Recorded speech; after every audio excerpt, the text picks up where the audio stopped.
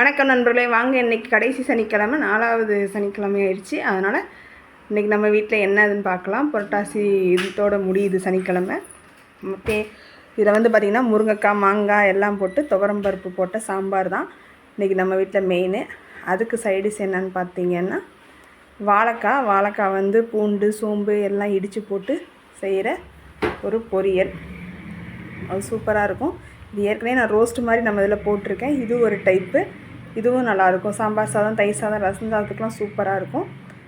அதுக்கப்புறம் அதுக்கு சைடிஷ் என்னென்னு பார்த்திங்கன்னா மிளகு, சீரகம்லாம் அரைச்சி, தக்காளியெலாம் அரைச்சி போட்டு புளி கம்மியாக வச்ச ரசம்.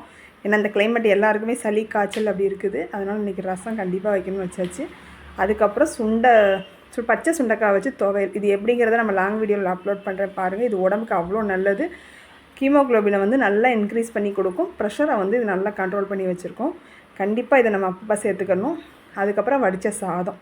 இதான் இன்றைக்கி நம்ம வீட்டில் மெனு. உங்கள் வீட்டில் என்னன்றதை கமெண்ட்டில் சொல்லுங்கள். அப்படியே இந்த மாதிரி வீடியோஸ் பார்க்குறதுக்கு நம்ம சேனலை லைக் பண்ணுங்கள், ஷேர் பண்ணுங்கள், கமெண்ட் பண்ணுங்கள், ஃபாலோ பண்ணுங்கள், சப்ஸ்கிரைப் பண்ணுங்கள், எனக்கு சப்போர்ட் பண்ணுங்கள். தேங்க்யூ.